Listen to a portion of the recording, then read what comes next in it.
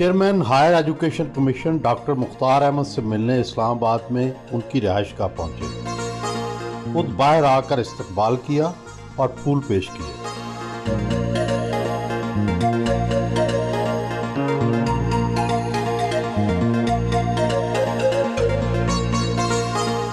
Chairman higher education commission की हैसियत से आप पाकिस्तान की तमाम यूनिवर्सिटियों के सरबराह और निगरान हैं। कितना फ्री हैंड है और कितनी हुकूमती मुदाखलत। मैं समझता हूँ मैं हम्बल फैसिलिटेटर सर्वेंट हूँ इस सेक्टर के लिए, और मेरा ख्याल है कि गवर्नमेंट की इतनी इंटरवेंशन नहीं होती, इतनी को जिसे कहना चाहिए जो आप कह रहे हो कि आपको फ्री हैंड कितना है। लेकिन माजी में कई हायर एजुकेशन कमीशन के चेयरमैन शिकायत करते रहे, जवेद लगानी साहब ने की, सही है, और दूसरों ने की। सर ये तो ऑफ एंड ऑन होती रहती है, तो आपको पता है, वेलकम इन पाकिस्तान। लेकिन मैं समझता हूँ कि जो अगर हमें अपना फोकस पता हो कि हमने काम क्या है, हमारा काम 2-3 है बेसिकली, कि हमें मिनिमम स्टैंडर्ड फिक्स करने हैं, क्वालिटी इंश्योरेंस करानी है, और यूनिवर्सिटियों के जो है रिसोर्सेज हैं फेडरल गवर्नमेंट जो देती है उनको एक फार्मूले के तहत डिस्ट्रीब्यूट करना है, उनकी डेवलपमेंट में अपना हिस्सा डालना है, जो गवर्नमेंट को एडवाइस करना है कि कहाँ नई यूनिवर्सिटियाँ बननी है, क्या है। बाकी जितनी भी यूनिवर्सिटियाँ हैं, स्पेशली जो प्रोविंशियल लेवल पे हमारी यूनिवर्सिटियाँ हैं, वो सूबाई गवर्नमेंट की उनकी एडमिनिस्ट्रेटिव कंट्रोल में होती हैं। तो उसमें ना 18 अमेंडमेंट से पहले भी हमारा कोई उनके एडमिनिस्ट्रेटिव इशू में हमारा कोई रोल नहीं था, 18 अमेंडमेंट के बाद भी हमारा कोई रोल नहीं। कितनी यूनिवर्सिटियाँ हैं पाकिस्तान में इस वक्त? राय साहब 262 के करीब यूनिवर्सिटियाँ, पब्लिक और प्राइवेट। क्या हायर एजुकेशन का इख्तियार प्राइवेट यूनिवर्सिटियों पे भी चलता है? नहीं, इख्तियार तो सब पे है। क्वालिटी इंश्योरेंस के हमारे मामले में हम सब के लिए हम फैसिलिटेटर के तौर पे और सेम टाइम रेगुलेटर के तौर पे काम करते हैं। पाकिस्तान के सबसे बड़े तालीमी मर्तबे पे पहुँचे वाइस चांसलर किसी शहर का, किसी मुल्क का बहुत बाइज़्ज़त आदमी होता है। आप वाइस चांसलरों के वाइस चांसलर हैं, तो कैसे ज़िंदगी का आगाज़ किया, कैसे किन मुश्किलों से गुजर के यहाँ तक पहुँचे? मुश्किलें ये ज़रूर आई हैं कि मैं अपनी बहनों को अच्छे स्कूलों में शायद नहीं पढ़ा सका। खुद प्री टाटों वाले स्कूल से पढ़ता अल्लाह ने किया। मैं मेडिकल कॉलेज में मेरा एडमिशन हो गया FSC के बाद, लेकिन क्योंकि फादर की डेथ हो गई थी तो मेरी फैमिली ने बड़ा कहा जी कि हम सपोर्ट करेंगे, आप पढ़ें। मैंने कहा नहीं, ये 5 साल की कमिटमेंट है, और फिर मेरी बहनें छोटी हैं, वालदा है, तो मैंने मुनासिब नहीं समझा कि मैं अपने ख़ानदान पे इतना बोझ बनूँ। तो मैंने डिसाइड किया कि मैं काम करूंगा, और हमारे चचा की एक वर्कशॉप होती थी, तो मैंने कहा मैं उसमें काम करूंगा और अपने फैमिली के लिए, अपने चचा को, बाप के लिए उसकी हेल्पिंग हैंड बनूंगा, ताकि जो फाइनेंशियल प्रेशर होते हैं उसको, क्योंकि इतनी बड़ी फैमिली और एक बंदा कमाने वाला या 2 बंदे तो मुश्किल होता है। पहली जो मजदूरी कितनी मिली थी? मजदूरी तो नहीं कहा जी, काम मैंने सीखा। मैं मिलिंग शेपर मशीनें होती थी हमारी उस वर्कशॉप में अंदर। मैं बड़ा अच्छा कारीगर, क्योंकि मेरा मैथ शायद अच्छा था, तो मुझे सारे उस्ताद जी कहना शुरू हो गए, और मैं डिज़ाइन करता। उन दिनों ये इलेक्ट्रिक बोर्ड होते थे, बाहर वायरिंग होती थी, मैं फटाफट पूरे घर का, पूरी बिल्डिंग का डिज़ाइनिंग करके देता। तो एक किस्म का एडवाइजरी के पीछे में और काम करता। कितने पैसे मिलते थे? पैसे मैंने कभी इस तरह नहीं लिए। सारा चचा, अल्लाह उनको ज़िंदगी दे, वो सारे रिक्वायरमेंट पूरी करते थे, तो जेब खर्च जो जेब में डालते मैंने कभी पूछा भी नहीं। लेकिन उसके बाद फिर हमारी एक फुफो थी जो जिनके हमारे साथ ही होती थी, तो अल्लाह उनकी दर्जात बुलंद करे, उनकी डेथ होगी बाद में। उन्होंने कहा कि मैं बड़ा स्लिम सा होता था, नाजुक सा। उन्होंने कहा नहीं, ये काम तुम्हारा नहीं है, you go back to education. फिर मैं 2-2.5 साल के वक्फे से फिर दोबारा एजुकेशन में आया। फिर अल्लाह ने मेहरबानी की और दुआओं से चलते चलते यहाँ तक। क्या क्या पढ़े हैं, किन किन अदारों में? एक पिंडी में बरानी एग्रीकल्चर कॉलेज बना, नया पहला स्टूडेंट, पायनियर स्टूडेंट में बना। वहाँ से BS किया, वो अच्छी डिवीजन आ गई। फिर मुझे फैसलाबाद में एडमिशन मिला MS में, वहाँ मैंने टॉप कर लिया, 4 आउट ऑफ 4 GPA कर लिया। तो फिर मेरी फैमिली, मेरे चाचा ने कहा कि नहीं, अब आप हमारे लिए पढ़ोगे, अब नहीं रुकना, आप आगे पढ़ो, क्योंकि इतनी अच्छी। हालांकि मैं उस वक्त फिर मेरे फुफा, जो फुफो हमारे साथ होती थी, वो दुबई, अबू धाबी होती थी, मुझे ले गए उधर, क्या उधर आ जाओ तो अच्छी जॉब मिल जाएगी। लेकिन again my uncle Sheikh Abdul, उन्होंने कहा नहीं, आपने नौकरी शोकरी नहीं करनी, और उन्होंने कहा कि मेरे बच्चे भूखे रह जाएंगे, मैं उनको अनपढ़ रख लूँगा, आपको पढ़ाना है। क्योंकि हमारे बाप ने, मेरे दादा ने एक दफ़ा कहा था कि ये बच्चा, इसको पढ़ाना, ये मैं चाहता हूँ कि इतना बड़ा आदमी बने कि मैं भी सर उठाऊँ तो मेरी पग नीचे गिर जाए, कि वो कश्मीरी थे ना, पग बांधते थे। तो मेरे चाचा ने कहा मेरे बाप ने मुझे ये एडवाइस की हुई है, तो मैं आपको पढ़ाऊँगा, आपने पढ़ना है। तो दैट इज़ हाउ अल्हम्दुलिल्लाह फिर मैं एजुकेशन में आया, लेक्चर बना। फिर 3 साल में मुझे स्कॉलरशिप US का मिल गया, USA चला गया PhD करने के लिए। उस दौरान मेरे एक दोस्त ही थे, मेरे क्लास फेलो थे रियाज, वो MBA करने आए हुए थे। उनके एडमिशन के लिए बिज़नेस शुरू करेगा, तो उन्होंने मुझे दाखिला दे दिया कि आप बिज़नेस में भी डिग्री करें। तो मैंने 2 डिग्रियाँ इकट्ठी कर ली वहाँ से, यूनिवर्सिटी ऑफ कैलिफोर्निया से। एक साइंस में पीएचडी कर ली, एक एमएस फिर मैंने शाम को बिज़नेस में कर लिया। उसका मुझे बहुत फ़ायदा हुआ। वापस आके फिर अल्लाह ने मेहरबानी की, मैंने मुख्तलिफ इंस्टीट्यूट इस्टेब्लिश किए पब्लिक सेक्टर में, प्राइवेट सेक्टर में। फिर हकीम सईद साहब ज़िंदा थे, उन्होंने मुझे कहा, उनका इस्लामाबाद में कैंपस, फिर फैसलाबाद में कैंपस बनाया। लाहौर का जो काम सेट है उसकी बनाने में भी मेरा रोल रहा है अल्हम्दुलिल्लाह। तो ये सफ़र चलता रहा। फिर अल्लाह ने मुझे मौका दिया, एचईसी में मैं आ गया 2004 में। सिफारिश से आए या मेरिट पर? मुझे जानता ही कोई नहीं था, इसीलिए बहुत सिफारिश तो चलती। और अगर सिफारिश चलती तो मैं हर चंद सालों बाद घर ना बैठता, क्योंकि मैं मानता नहीं किसी की, मेरिट पे काम करता हूँ। तो मुझे वाकई माँ हमारी वली थी, उसकी दुआएं थी। मुझे घर से जाता था, रात को वो तहज्जुद पढ़ती थी, सुबह मुझे कुरान पाक के नीचे से निकालती थी और मुझे कितना पानी का गिलास देती थी कि मैं रात को पढ़ा तुम्हारे लिए। और मैं भी शेर होकर मैंने परवाह नहीं की, अमेरिका गया, फलान जिधर जिधर जाता गया, अल्लाह रास्ते खोलता गया। फिर इस दौरान एक स्टेज आई जब एचईसी में था, ओआईसी ने एक पोस्ट थी डिप्टी डायरेक्टर जनरल आईसेस्को में, जिस तरह यूएन का यूनेस्को अदारा है, ओआईसी का आईसेस्को है। तो उन्होंने पूरे इस्लामिक वर्ल्ड से लोगों की नॉमिनेशन मानी, मेरी गवर्नमेंट ने मुझे नॉमिनेट किया। अल्हम्दुलिल्लाह मुझे सिलेक्ट कर लिया गया 52 कंट्री ने कंपेटिटिव बेस पे। फिर उसकी शार्ट लिस्टिंग हुई, फिर उनकी एग्जीक्यूटिव काउंसिल होती है, उन्होंने जनरल कॉन्फ्रेंस ने मुझे सिलेक्ट कर लिया। तो मैं उधर डिप्टी डायरेक्टर जनरल आईसेस्को भी चला गया ना, जगह रबात में, सर मराको में। और ये बड़ी हाईएस्ट पोजीशन थी पाकिस्तान में, पहली दफ़ा इस लेवल की पोजीशन होती थी। मुझे गवर्नमेंट पाकिस्तान ने डिप्लोमेटिक स्टेटस दे दिया मुझे और मेरी फैमिली को। तो ये 6 साल की असाइनमेंट थी। 2 साल ही गुजरे थे तो यहाँ एचईसी के कुछ मसाइल हो गए। उस वक्त आपको याद होगा, federal government, ministry education, HEC और झगड़े शुरू हो गए। तो फिर सुप्रीम कोर्ट के डिसीजन पे उन्होंने कहा जी कि एग्जीक्यूटिव डायरेक्टर लगाया जाए। तो मुझे बुलाया गया वापस, गवर्नमेंट ने कहा कि पाकिस्तान नीड यू। तो मैं एज एग्जीक्यूटिव डायरेक्टर छोड़ के आ गया, बड़ी लैविश अच्छी जॉब वो छोड़। कितनी तनख्वाह थी वहाँ? वहाँ रफली को $20,000 बनते थे, कोई टैक्स नहीं था, कुछ भी नहीं था। मराकश के मुकाबले में जब पाकिस्तान आए तो कितनी तनख्वाह मिली? उस वक्त 4 लाख मिलते थे जब मैं वापस आया। $20,000 के कितने पैसे थे उस वक्त? उस वक्त होंगे 22 लाख रुपये या 25 लाख रुपये। जी हाँ, लेकिन वो मैंने सोचा कि हमारे पाकिस्तान में ना मरने के बाद याद करते हैं कि वो अच्छा बंदा था, ये था, वो था। तो मैंने अपने बच्चों से, क्योंकि वालदा भी मेरे साथ थी उस वक्त, फैमिली भी थी, तो मैंने उनसे कहा जी कि मेरी कौम, मेरे मुल्क ने मुझे कहा कि वी नीड यू। तो ये मेरी सबसे तो मुझे नहीं ज़रूरत। मेरे आना डीजी नहीं आने देना चाह रहा था, बड़ा सोर्सफुल था। उसने समझा कि शायद मैं सैलरी के लिए जा रहा हूँ। तो मैंने कहा यार जितनी आप यहाँ मिल रही ना, उसका 1/5 भी मिलेगा तो मेरे लिए बड़ा है। फिर 2014 से 18 मुझे अल्लाह ने मौका दिया, मैं चेयरमैन एचईसी रहा। वो भी एक मुश्किल वक्त था, अल्लाह ने बड़ा उसमें अच्छा गुजारा। फिर मुझे मराको ने कहा कि आप हमें छोड़ गए थे, वापस आओ, क्योंकि यहाँ मेरी टर्म ख़त्म हो गई थी 2018 में। तो मैं चला गया वापस। लेकिन फिर मैंने फ़ील किया कि अब एज इस तरह की, मैं इतनी ट्रैवलिंग नहीं कर सकता। फैमिली इधर थी, बच्चियाँ मेरी, अल्लाह ने मुझे भी फिर 5 बेटियाँ दी। डॉक्टर साहब, हर बंदे में जो ऊपर के मकाम तक पहुंचता है, जो कोई ना कोई खूबी, कोई ना कोई हुनर होता है। आप अपने में वो कौन सी खूबी या हुनर समझते हैं? मेरी माँ की दुआएं मेरे साथ बहुत, क्योंकि मेरे अपने बहन भाई भी मेरे माँ से गिला करते थे कि अम्मा आप पापे के साथ ज़्यादा प्यार करती हो, इसको ज़्यादा दुआएं देती हो। वो कहती थी मैं क्या करूँ, मैं जब दुआ के लिए हाथ उठाती हूँ, मुख्तार से शुरू करती हूँ, अगला 1-2 बेटियों के नाम लेती हूँ, तो तीसरे फिर मुख्तार सामने आ जाता।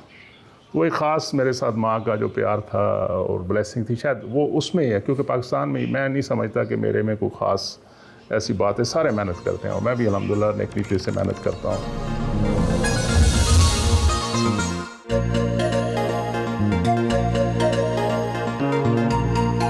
अपने कज़न के हमरा नाश्ता किया। नाश्ते में चने, पाए और हलवा पूरी से तवाज़ो की गई।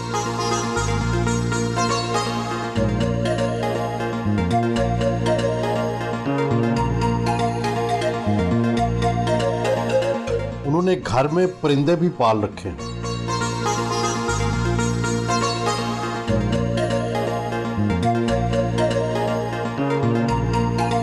फैमिली से मिलने आए।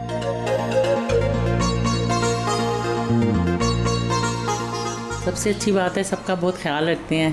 36 ईयर्स हो गए हैं और लड़ाइयाँ नहीं हुई। अच्छा जी। क्या वजह है? आप नहीं लड़ती यार, ये बड़े अच्छे हैं। ये बड़े अच्छे हैं। तनकीद तो है ऐसे कोई नहीं है, लेकिन ये है कि ये बहुत हर वक्त बहुत ज़्यादा काम करते थे, अपना ख्याल नहीं रखते। उससे मेरी थोड़ी होती है कि इवन खाना भी अगर मैं लंच इनका बना के भेजती हूँ तो ये उधर ही पड़ा रहता है। हमारा मुआशरा बड़ा ज़रा अजीब है। आपकी माशाल्लाह 5 बेटियां हैं, तो तो कोई कभी दबाव आया डॉक्टर साहब की तरफ से या माशरे की तरफ से कि एक बेटा भी होना चाहिए? जी बहुत आया। अच्छा। मैंने तो खैर कुछ नहीं कहा, लेकिन ये है कि जब हाजरा नंबर 4 पैदा होने वाली थी तो बहुत दुआएं थी दादी की, नानों की, उनके ही उस पर कि भाई एक बेटा होना चाहिए। मेरा नाम आमना है, मैं सबसे बड़ी बेटी हूँ और अपने फादर से एक पूरा इंस्टीट्यूशन है, बहुत कुछ सीखा है मैंने। इनकी एक पूरी वो एक स्ट्रगलिंग फ़ेज़ भी देखा बीइंग द एल्डेस्ट, और फिर माशाल्लाह ग्रोथ फेज़ भी देखा है। तो मैंने हर फेज़ ऑफ लाइफ में उनको देख के बहुत कुछ लर्न किया। बहुत सारे गिफ्ट देते हैं मुझे, इनके पास बहुत ज़्यादा मेडल्स हैं और ट्रॉफीज़ हैं, वो मुझे बहुत अच्छा लगता है कि इनके पास है और बहुत अचीव करते हैं। तो मैं भी चाहता हूँ कि मैं अचीव करूँ। मैं फुटबॉलर बनना चाहता हूँ। अच्छा, गुड। मैसी जैसा या किसी और जैसा? रोनाल्डो जैसा। मामा अच्छी लगती हैं ज़्यादा या बाबा? दोनों अच्छे नहीं, ये नहीं, डिप्लोमेटिक जवाब नहीं। दोनों अच्छे लगते हैं। सीखा कि आप जैसे भी हो तो थोड़ा सा सोशलाइज करना पड़ता है, फैमिली से मिलना पड़ता है और लोगों के साथ मिलना। नहीं भी दिल चाह रहा तो फिर जाना पड़ता है बाबा की वजह से। I live in America and I just went from and I just went to the plane and come to Pakistan and I meet them. मैंने बैचलर्स किया हुआ है, अमेरिका में रहती हूँ और 3 बच्चे हैं मेरे। हमने बचपन सारा अपनी फैमिली मतलब बाबा के साथ फैमिली देखी, फैमिली वैल्यूज़ देखी। बाबा ने हमेशा सबको इकट्ठा रखा, तो ये चीज़ बहुत मिस करती हूँ कि भाई मेरे बच्चे ये मिस करते हैं वहाँ पे ये चीज़ें। एक नाना की क्या चीज़ अच्छी लगती है? ये चीज़ अच्छी लगती है कि वो हम सबसे प्यार करते हैं, वो हमें इतना डांटते नहीं हैं। बाबा के तो हार्ड वर्क से मैं बहुत ज़्यादा इंस्पायर होती हूँ कि मतलब अपनी सेहत को नहीं देखते फिर भी काम के लिए पहुँचते हैं हर जगह। इससे मैं बहुत इंस्पायर होती हूँ। और मम्मा का ये है कि वो भी हम सबको मिलजुल के रखती हैं, ये अच्छी बात है उनकी। हमारे भाई बहुत अच्छे हैं क्योंकि हमारे अबू जो है बचपन में फौत हो गए थे, लेकिन हमें अपने भाई ने बाप का भी प्यार दिया और भाई का भी प्यार दिया। इस जैसे अजीम भाई हमें कभी नहीं मिलेंगे। सबसे अच्छी बात है कि ये बहुत प्यार करने वाले भाई हैं और हमारी भाभी भी बहुत अच्छी हैं। इन्होंने हमने कभी हमें नंदे नहीं समझा है जी। सख्त ही बहुत है इस लिहाज से कि ख्याल बहुत रखते थे, कहीं आना जाना नहीं कर देते थे कि अपने घर में ठीक है। आप बताएं कि क्या सबसे अच्छी इनमें खूबी है? कितनी दफ़ा आपको मारा, कितनी दफ़ा डांटा? नहीं, मुझे तो कभी नहीं मारा, यकीन कीजिए, कभी भी नहीं मारा। हमारे भाई बहुत अच्छे हैं, बहुत हमदर्द हैं। इन्हें दूसरों की तकलीफ़ बहुत जल्दी पता चल जाती है। जो हमें कोई परेशानी हो, मैं तो स्पेशली ख़ुद आके इनसे डिस्कस करती हूँ। अपने कोई मसला हो जाए फैमिली में, बच्चों का मसला हो, मैं अपने भाई से आके बात करती हूँ। बचपन में तो हम सारे नेचुरली जैसा बचपन होता है खेलते भी इकट्ठे थे और वो भी, लेकिन बचपन से ही हमारा ऐसे था कि हम भाई ही थे। और 2-3 कज़न थे हम जिनका शुरू से चल रहा है और आज तक है। अभी भी फैमिली में इज़ अ फादरली फिगर। तो मतलब अपनी बहनों को भी, हमें भी, कज़न्स को भी, तो कहीं जाते हैं, कहीं आउटिंग के लिए जाते हैं तो इनकी कोशिश होती है कि सारी कज़नें भी आ जाएं, उनके हस्बैंड भी आ जाएं, उनके बच्चे भी आ जाएं, इनके ससुराल भी आ जाएं। तो ये हर जगह 40-50 बंदे इकट्ठे रखते हैं। घर से रवाना हुए, जब अपने कैरियर का आगाज़ किया तो कितनी तनख्वाह थी और आजकल कितनी तनख्वाह और मराहल? पहली जॉब शुरू की उस वक्त मेरा ख्याल 2600 रुपया तनख्वाह होती थी ग्रेड 17 की, 2700। तो बड़ी बरकत होती थी। तो अब अल्हम्दुलिल्लाह I am getting good salary. मेरा टेक होम मेरा ख्याल 8 लाख के करीब है। मराहत क्या क्या है? हेल्थ फैसिलिटीज़ हैं, ट्रैवल फैसिलिटी हैं, यही है। और उसके अलावा एक्सेप्शन को दूसरी किस उस तरह की मराहत हमारे सिस्टम में नहीं। डॉक्टर साहब, बहुत से वाइस चांसलर से मुलाकात हुई, उनमें से अक्सरियत ने या तो अपनी कुलीग टीचर से शादी की या अपनी तालबात से उनके साथ उनसे जो पढ़ती थी। आपने भी शादी ऐसे ही की या आपका रवैया मुख्तलिफ रहा? मेरी फैमिली अरेंज मैरिज थी। नहीं, ये जो दूसरी शादियां आमतौर पर वाइस चांसलर्स में देखने में आती हैं, इसको आप किस तरह से देखते हैं? ऑन ए लाइटर नोट में एक दफ़ा मुझे, जब मैं अहमदाबाद यूनिवर्सिटी फैसलाबाद में होता था, तो पंजाब के गवर्नर ने बुलाया और मुझे कहा कि हमें किसी ने आपका नाम दिया, हम आपको वाइस चांसलर कंसिडर कर रहे हैं। तो उस वक्त मैं थोड़ा सा यंग होता था, तो मैंने उनसे कहा जी नहीं, I don't think this is my cup of T, अभी मैं उस लेवल पर नहीं हूँ। मैं वापस आया तो मेरी बेगम मसल्ले पे बैठी हुई थी, कहती है उस वक्त की मैंने बैठ के वजीफ़ा कर रही हूँ कि अल्लाह ना करे आप वीसी बने। मैंने कहा क्यों कह रही हो?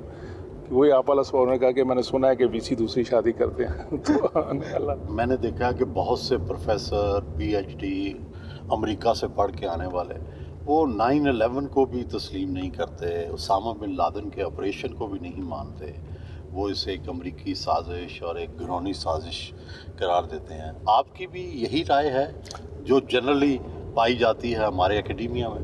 देखें, मैं ये समझता हूँ ना कि आप अगर घर से मजबूत होना तो साजिश तो हमेशा होती रही हैं, पहले भी होती रही हैं, आगे भी होती रहेंगी। इससे ज़्यादा कि हम ब्लेम फिक्सिंग करें, अपने घर को, अपनी चीज़ों को स्ट्रांग करना चाहिए। लेकिन 9/11 हुआ है या नहीं हुआ? 9/11 हुआ ना, जो इस वक्त तक आ रही हैं चीज़ें हुआ है, उसके पीछे क्या कॉन्स्पिरेंसी है, इस पर डिफरेंट थ्योरीज है और ये आने वाले वक्तों पे नेचुरली सरफेस पे आएगी। डॉक्टर साहब, गुस्सा किन बातों पर आता है? चीटिंग पे, बेईमानी पे, झूठ पे, दूसरों की टांगों खींचने पे, गलत बयानी पे, इन चीज़ों से बड़ा गुस्सा हो गुस्से सकता का है। इजहार कैसे करते हैं? पहले तो नहीं करता था, अब शायद मैं बूढ़ा भी हो गया हूँ तो अब मैं इजहार भी कर देता हूँ, ओपनली कर देता हूँ। तो I can't tolerate these thing. मैं एक नालायकी थोड़ी सी बर्दाश्त शायद कर लूँ, बेईमानी मुझसे बर्दाश्त नहीं होता। खुश किस बात पे होता है? खुश इस बात पे होता हूँ कि जो अल्लाह ताला ने मेरी ज़िम्मेदारी दी है और अगर मेरी वो डिलीवर किया और मैं अपनी यूनिवर्सिटियों की जो मुश्किलात हैं उसको कम करने के लिए या अपनी पाकिस्तान की बेहतरी के लिए कोई ऐसा अमल किया हो या ऐसी कोई हमने प्रोजेक्ट लॉन्च किया हो जिससे मुझे नज़र आ रहा है कि ये बेहतरी हो रही है, या मैंने कोई ऐसा काम किया हो जिसमें मेरी बहनों, मेरी भाई, मेरी बच्चियों का, मेरे घर वालों का कोई बेहतरी हो रही है, तो मुझे उससे खुशी होती है। एज चेयरमैन HEC आप समझते हैं कि जो यूनिवर्सिटी के असातिज़ा हैं उनकी जो तनख्वाहें हैं, उनकी जो मराहत हैं, वो काफ़ी हैं? ये एक रिलेटिव टर्म है बेसिकली। मैं समझता हूँ कि इतनी बुरी भी नहीं है। हमारा TTS सिस्टम, EPS सिस्टम, हम असल में बहुत ज़्यादा मटेरियलिस्टिक हो गए हैं मेरे समेत हर कोई। मैं तो बड़ी एक बदकिस्मती कहना चाहिए कि हमारी यूथ को आप समझाया ना कि ये सही काम करें, कहते जी क्या फ़ायदा सही काम करने, मेरिट का क्या फ़ायदा। वो कहते हैं, पंजाबी कहते हैं सर कि जड़ ना कोई लुच्चा उतना उच्चा। हमने तो ये कल्चर पैदा कर दिया पाकिस्तान, तो उसकी वजह से मसाइल हैं, वरना तो ऐसा कोई इशू नहीं है। माशाल्लाह हमारे स्कूल कॉलेजेस की सैलरी अल्लाह करे रिसोर्स हों तो इससे डबल करनी चाहिए।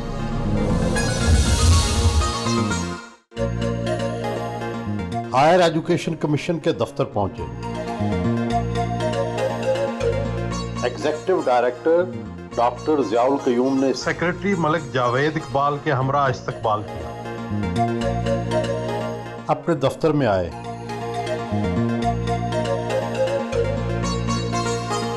मीटिंग की।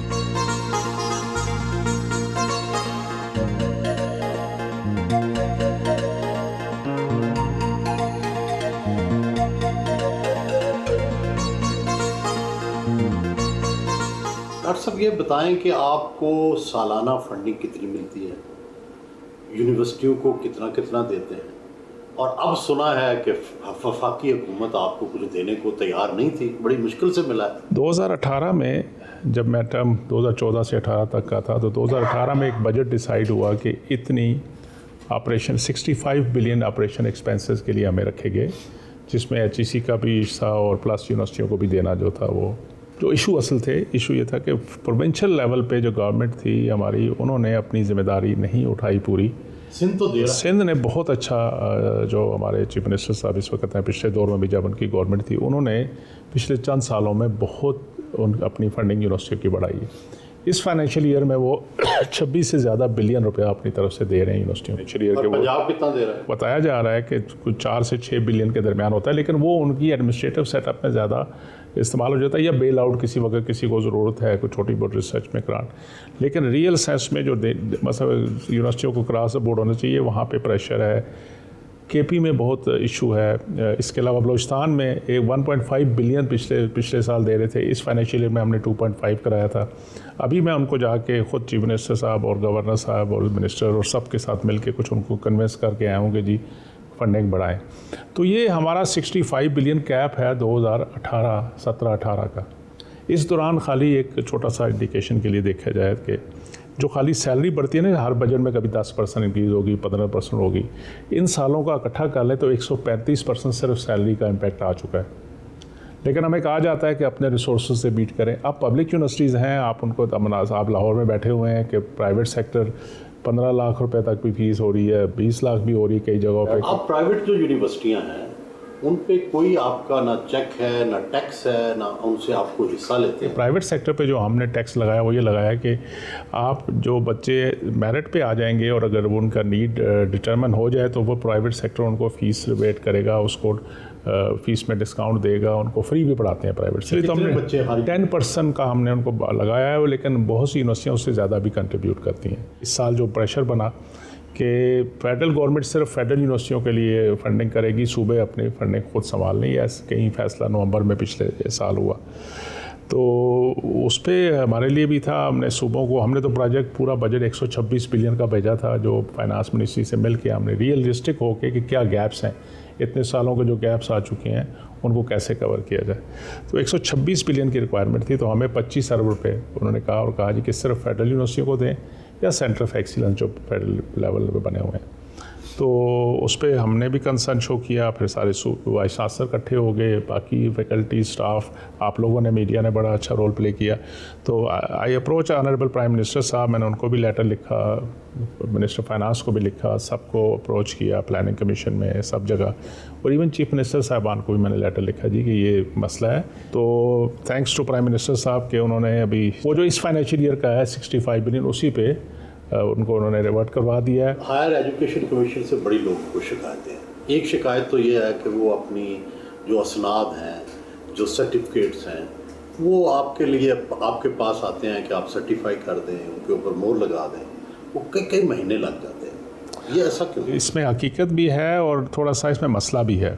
हकीकत ये है सर कि हमारी कौम, हमने पता नहीं क्या बात है, हम बार बार बच्चों को कहते हैं कि भाई जब आप ग्रेजुएशन करते हैं तो अपनी डिग्रियाँ आराम से रूटीन में टेस्ट करवा लें। और अब तो हमने हर चीज़ ऑनलाइन कर दी हुई है कि फ़िज़िकल आने की भी ज़रूरत नहीं है, आप ऑनलाइन करेंगे, सब कुछ हो जाता है, बाहर भी बैठे हुए फिर भी हो जाता है। इशू ये है कि जब एडमिशन सीज़न शुरू होता है, जब कोई बाहर की अपॉर्चुनिटी निकलती है, तो पूरी कौम को याद आ जाता है कि हमने डिग्रियाँ टेस्ट करानी। तो फिर हमारी भी एक कैपेसिटी है, अगर दिन में 5-5 हज़ार एप्लीकेशन आएंगी, उसमें खाली स्टैम्प लगाना नहीं है, you have to go through every detail का। हम माशाल्लाह हमारे आपने देखा था कि इस दौर में कैसे कैसे केसेस आए थे कि जाली डिग्रियाँ हैं, ये ही हैं, वो अभी भी होता है चीज़। तो ऐसी सूरत में आप क्या करते हैं? कुछ भी नहीं कर सकते जुल्म है।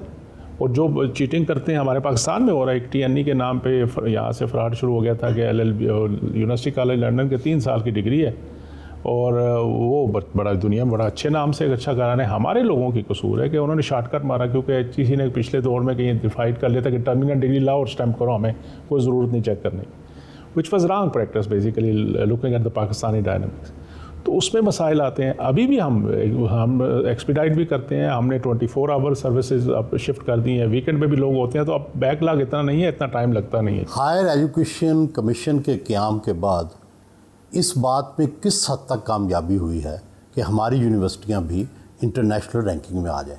देखें, अच्छी खबर ये है कि हम कहीं भी रैंकिंग में नहीं आते थे, अब कम से कम 30-32 यूनिवर्सिटियाँ हमारी एशिया की रैंकिंग में, QS रैंकिंग में टॉप चलें 100 में नहीं तो 500 में आती हैं, एशिया में 100 में भी टॉप में आती हैं। और अभी जो आने वाले दिनों पे हांगकांग में एक हो रही है, उसमें मुझे बताया गया है, जो जिस टाइम मैगजीन वालों जिन्होंने किया है, SDGP के बेस पे असेसमेंट की है पूरी दुनिया की यूनिवर्सिटियों को, उन्होंने हमें बताया कि आपके लिए कुछ सरप्राइजेज़ हैं, हमारी पाकिस्तानी यूनिवर्सिटियों ने दुनिया को आगे लीड किया उसमें। ब्यूरोक्रेट्स खास कर ये कहते हैं कि वाइस चांसलर भी एक बहुत बड़ा डिक्टेटर हमने बना दिया, और वो ग्रेड 21 ग्रेड 22 तक प्रमोशनें करता है, ग्रेड 17 के बंदे डायरेक्ट रख लेता है, जबकि किसी ब्यूरोक्रेट को पब्लिक सर्विस कमीशन के अलावा इख्तियार नहीं है। तो इस पे आप क्या कहते हैं? सर, मेरी गुजारिश से हर एक से होगी, इंक्लूडिंग माई एकेडमिया, के अपने काम पे फोकस कर लेना, दूसरों की टो में लगे रहेंगे तो सारे एक दूसरे से लड़ते रहेंगे। और यही हमारा अलमिया है। मैं हमेशा बड़ी ओपनली कन्वोकेशन में जाता हूँ, सोहेल साहब, मैं जिससे बाल कटवाता हूँ ना, वो उसको बाल काटने नहीं आते, हर काम आता है। वो ये भी कह रहा होता है कि सियासत में मोदी साहब ने ये किया, फलाने ने ये किया, पाकिस्तान के क्रिकेटर के बाबर को आती है कि नहीं आती, शॉट गलत मारी है, लेकिन वो ये नहीं कहता उसको अपने बाल काटने नहीं आते। अगर हम अपने अपने काम पे फोकस कर लेना, अपनी जिम्मेदारियाँ समझ जाएँ, तो हमारे बहुत से मसले काम हो जाएंगे। 22 ग्रेड वो बाई चॉइस है ना, उसने उस प्रोफेशन को अडॉप्ट किया, वरना तो ज़्यादा पावर तो ब्यूरोक्रेट्स के पास है। तो अगर तो 22 ग्रेड में चला गया या वो हायर कर सकता है, तो कानून ने उसको इजाज़त दी है, तो ठीक दिया, करना चाहिए। उसमें कोई मसला है तो उसको चैलेंज करना चाहिए। क्या हम ऐसा करें कि हमारे बैरून मुल्क जाने वाले बच्चे पाकिस्तान वापस आकर खिदमत करें? Very good question. पाकिस्तान में क्यों बंदे बाहर जाते हैं? जब आप उसको फेयर चांस नहीं देंगे, जब उसके इकोसिस्टम आप नहीं डेवलप करके देंगे, एक दूसरे की टांगें खींचते, बाहर क्यों लोग खुशी से जाते हैं कि वहाँ एक सिस्टम होता है? वो ये नहीं देखते हैं कि आपकी कौन सी बरादरी से हो, वो देखते हैं ये बंदा काम क्या कर सकता है, क्या मेरिट है, उसको उसके मुताबिक आपको कंपनसेट भी किया जाता है, आपको अपॉर्चुनिटी दी जाती है। हमारा सिस्टम में जो बदकिस्मती से चीज़ें बन गई हैं, हम सिस्टम में रोकते ज़्यादा हैं, बनस्बत फैसिलिटेट करते हैं। अगर हम फैसिलिटेशन वाले और एक दूसरे पे बिलीव करने वाले और सिस्टम अप्रोच के तहत काम करें, कोई वजह नहीं है कि मैक्सिमम लोग वापस नहीं आएंगे। रिसर्च वर्क नहीं होता, बहुत शिकायत है यूनिवर्सिटी। रिसर्च होती है सिर्फ अपने CV मोटे करने के लिए। नंबर में हम टोटल पाकिस्तान से 2002 में 850 पेपर पब्लिश करते थे, आज हम 40,000 पे चले गए। लेकिन उसका impact, yes, this is the issue and that is why we have given this slogan to universities के खुदा के लिए अब इम्पैक्ट फैक्टर से निकल के इम्पैक्ट पे आओ। उस रिसर्च को मैं ओपनली कहता हूँ, कोई फ़ायदा नहीं है जिसका बनी नो इंसानियत को फ़ायदा नहीं। सर स्पोर्ट्स पर भी तवज्जो नहीं यूनिवर्सिटी में? नहीं सर, माशाल्लाह स्पोर्ट्स, अब आपको खुशी होगी कि हमने स्पोर्ट्स के अंदर पिछले चंद सालों में बहुत इन्वेस्टमेंट की है। और ये लास्ट जो हमारा नेशनल गेम हुए थे, हमने 128 के करीब मेडल जीते हैं कोयटा में जो हुआ था। बाज़ लोगों को ये भी शिकायत है कि हमारे यहाँ जो पब्लिक यूनिवर्सिटियाँ हैं, इनके अंदर बड़ी सख्त किस्म का एक तरह का मार्शल लॉ है, ना मौसीकी की इजाज़त है, ना जो है लोगों को बात करने की इजाज़त है, ना वहाँ डिबेट्स होती हैं। इसके लिए क्या करें? कहते होते हैं कौवा चला हंस की चाल अपनी भी भूल के। आई डोंट फील कि हमें शाई नहीं होना चाहिए। हमारे जो मज़हब में, हमारे जो कल्चर में, हमारे जो रिलीजन में जो बेसिक एथिक्स वैल्यू चीज़ें हैं, उनको प्रोटेक्ट ज़रूर करना चाहिए, लेकिन उसके अंदर रहते हुए आपको आज़ादी है उसके साथ। म्यूज़िक को आप समझते हैं कि नहीं जाना? म्यूज़िक किस हद तक, किस लेवल तक जाना, देखो ना, पर वही बात है कि बिल्कुल म्यूज़िक, मैं खुद जब मैं यूनिवर्सिटी में था, मैं डायरेक्टर स्टूडेंट अफेयर होता था, मैं फंक्शन कराता था, मैं उसमें म्यूज़िकल फंक्शन कराता था, बच्चे बच्चियाँ गाने भी गाते थे अपने अपने लदा। इसी तरह वो ड्रामेटिक सोसाइटी का मैं हेड रहा हूँ, तो वो तो हेल्दी चीज़ें होनी चाहिए, लेकिन क्या बेरारवी की तरफ जाना है, उस पर थोड़ा सा सोचने की बात है। वो लेकिन खुली डिबेट क्यों नहीं है? पब्लिक करनी चाहिए, बिल्कुल मैं कहता हूँ, हमें एक दूसरे को सुनना चाहिए। जो बर्दाश्त का मादा ख़त्म हो गया ना सर, वो आप स्प्रिंग को दबाते जाएंगे ना, तो वो जिस दिन हाथ उठाएंगे मुंह पे लगेगा। मैंने अपनी यूथ को एंगेज नहीं किया, उसको राइट और रॉन्ग नहीं बताया। अब जो सोशल मीडिया उसको बता रहा है, वो समझते हैं यही ठीक है, क्योंकि हमने अपना नैरेटिव नहीं दिया, ना माशरे ने, ना माँ बाप ने, ना टीचर ने, ना इमाम ने। हमें अपना अपना रोल अदा करना पड़ेगा। तो that is how we can move.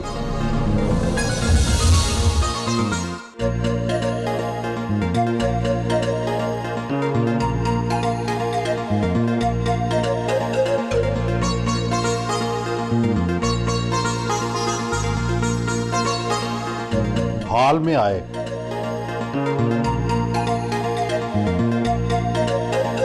Regional directors के साथ ऑनलाइन मुलाकात की। इसका सिस्टम ये है कि chairman is the heading this commission. We have a high power commission, 21 member का कमीशन है, जिसमें प्राइवेट सेक्टर से, पब्लिक सेक्टर से, चारों सूबों की नुमाइंदगी भी है, और वो पॉलिसी लेवल पर डिसीजन करते हैं। सेक्रेटेरिएट के हेड हमारे एग्जीक्यूटिव डायरेक्टर साहब होते हैं, जो प्रिंसिपल अकाउंटिंग अफसर है हमारे, और जो इम्प्लीमेंटेशन होती है पॉलिसीज़ बनाने में, ये उस चेयरमैन के ज़रिए ऊपर इम्प्लीमेंटेशन करते हैं, और पूरे पाकिस्तान में हम जो है ऑपरेट करते हैं।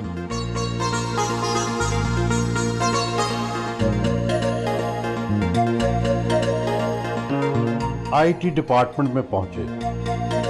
HECs के साथ पूरी यूनिवर्सिटीज़ कनेक्टेड हैं। एक सेंट्रलाइज्ड नेटवर्क है जिसकी थ्रू सिर्फ इंटरनेट की कनेक्टिविटी नहीं मिल रही, उन्हें फर्दर जो है इंटरनेट की सहूलियात मिल रही हैं। उनको क्लासरूम की कनेक्टिविटी अगर चाहिए, जो एडवांस डिजिटल लाइब्रेरी की कनेक्टिविटी है, रिसर्च के जो HEC की तरफ से जर्नल्स हैं वो फ्रीली अवेलेबल हैं उन्हें।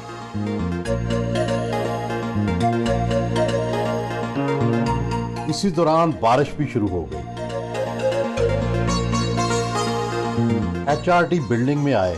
स्मार्ट क्लासरूम बनाए गए हैं, जिनमें पूरे पाकिस्तान से 5000 तालिब इल्मों को ऑनलाइन क्लासेस दी जाती हैं। मुख्तलिफ यूनिवर्सिटियों के वाइस चांसलर्स के साथ ऑनलाइन बातचीत की। थैंक यू सर, और आपका शुक्रिया। ये हमारे पास मेंबर रहे हैं, जब डिफ़िकल्ट टाइम में से HEC गुजरी है, तो इन्होंने काफ़ी HEC को संभाले रखा। Thank you sir. वो डायरेक्ट आपको सवाल कर सकते हैं, आप जवाब दे सकते हैं। 100 साइमल्टेनियस स्मार्ट क्लासेस।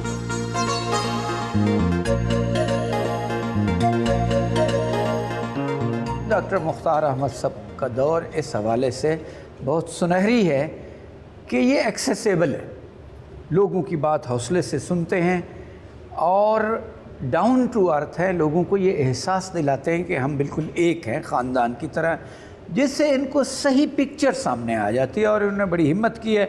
मैं इनके साथ बैरून मुल्क भी एक दौरे पर गया तो इनकी बहादुरी और इनिशिएटिव लेने और फौरी और ठीक फ़ैसला करने की सलाहियत की मैं दाद देता।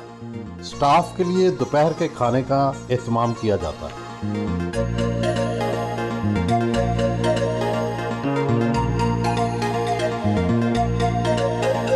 वज़ीर आज़म सेक्रेटेरिएट पहुंचे। चेयरमैन वज़ीर आज़म यूथ प्रोग्राम राना मशहूद और यूथ विंग के स्टाफ से मुलाकात की। जिस तरह यूनिवर्सिटीज़ के अंदर एक मैं समझता हूँ कि बहुत बेहतरीन तरीके से गवर्नेंस का सेटअप, बहुत ज़्यादा इश्यूज़ हैं यूनिवर्सिटीज़ के, आप भी समझते हैं, लेकिन इन तमाम चैलेंजेस को डॉक्टर साहब जिस तरह लेकर चले और ख़ास तौर पे एक पॉजिटिव तरीके से यूथ को प्लेटफॉर्म देने के ऊपर जो किरदार इनका है, और पाकिस्तान का ये बहुत कम लोगों को पता होगा कि जो पॉजिटिव इमेज है पाकिस्तान में और पाकिस्तान से बाहर बनाने में डॉक्टर मुख्तार साहब का बहुत बड़ा किरदार है। तो पाकिस्तान के इस वक्त जो हालात हैं, हायर एजुकेशन कमीशन को इनसे बेहतर नुमाइंदगी नहीं मिल सकती।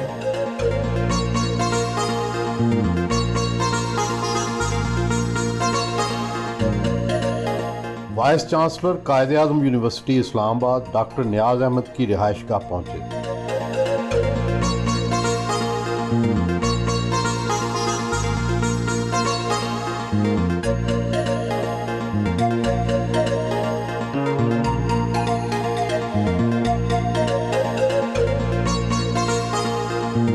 घर के लान में पुरतकल्लफ इशाइया का एहतमाम किया गया, जिसमें सीनियर सहाफ़ी मुजीबुर रहमान शामी, हफीजुल्लाह नियाजी, इंजीनियर नजीब हारून और बहुत से वाइस चांसलर मौजूद थे।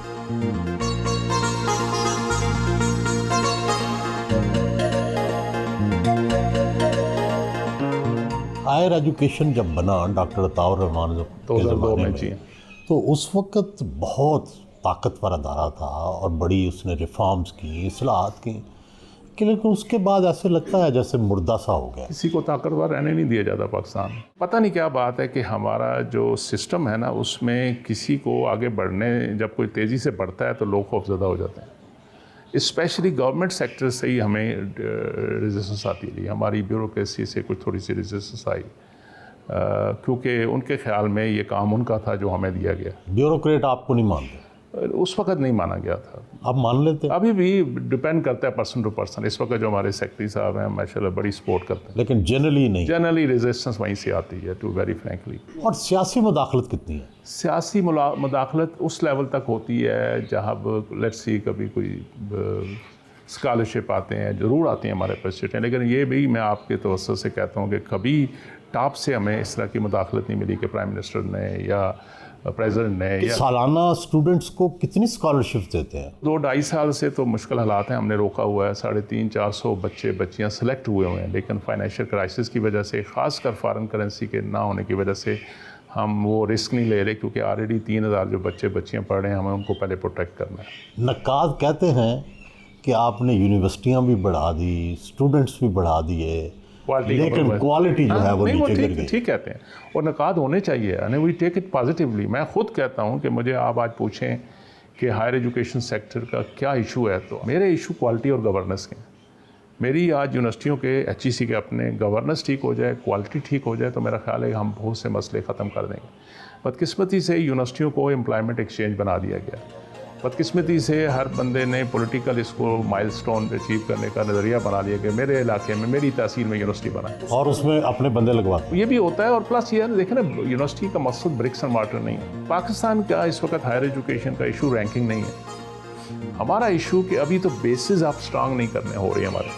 हम इधर से शुरू करते हैं, और फिर जो सबसे बड़ा हमारा इशू है ना, वो ऑनरेबल प्राइम मिनिस्टर साहब ने एजुकेशन एमरजेंसी लगाई है, तो मेरे मिनिस्ट्री के ज़रिए एक प्रपोजल भेजी है कि जी इसका मतलब ये होना चाहिए कि आपको 3 साल एक बता दें कि 3 साल हेल्थ और एजुकेशन का बजट क्या होगा, और उसको फिक्स कर दें। फिर अब कुछ भी हो, अल्लाह माफ़ करे, जो होते हैं पाकिस्तान में, कभी ज़लज़ला आ जाता है, कभी कोई फ्लड आ जाते हैं, कभी टेररिज्म आ जाता है, तो हमारे बहुत फाइनेंशियल क्राइसिस हो जाते हैं। आपसे फ़ंड ले लेते हैं फिर वो सबसे पहले तो एजुकेशन ही आता है ना सर, सबसे पहले कट हमें भी अब लगता है। तो मैंने कहा जी ये तो फिक्स कर देना ताकि हमें भी पता हो कि हमने जाना किधर है।